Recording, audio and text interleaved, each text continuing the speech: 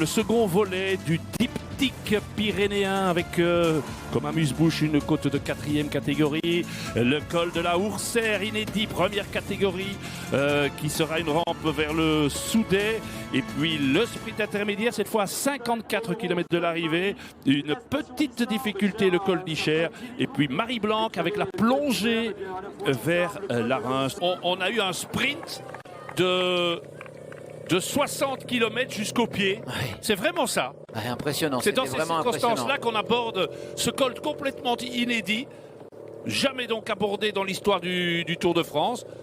Parce que là, ça se garde dans tous les sens. Regardez. Ouais, Yates doit remonter. Hein. Oui. Yates ne peut pas rester en queue de groupe Vous disiez... avec Bardet. Il est remonté avec non, mais il est dans les cassures, Yates. Il était loin derrière. Vous l'aviez dit tout à l'heure. Il ne doit pas être derrière. Quand on est leader, on peut pas être là dans cette. Ça y est, là, il fait l'effort. Il va là, revenir sur ce tout est en train d'exploser dans les premiers mètres de ce col de la Ourcère.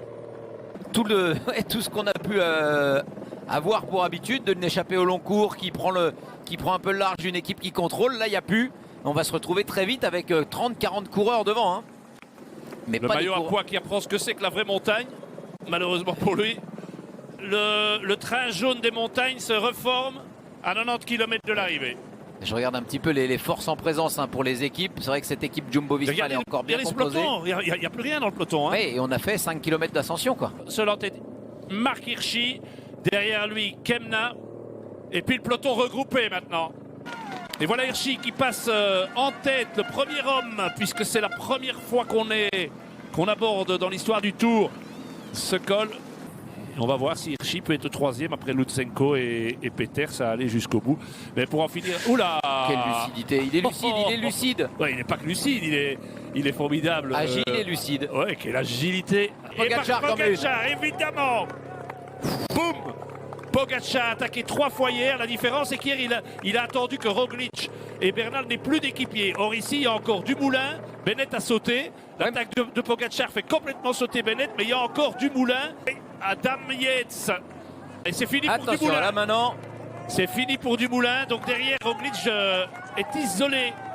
Et je crois que dans quelques instants, Bernal l'est aussi. Oui, il n'y a plus que Bernal. Landa. Ouais, il peut le faire. Hein. Fait un numéro là.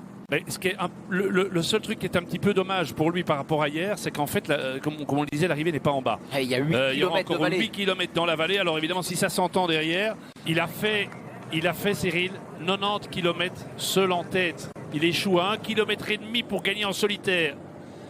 Mais il va gagner. Et il va rester dans les roues. Et vous vous dites qu'il va gagner. Il va gagner. J'adore.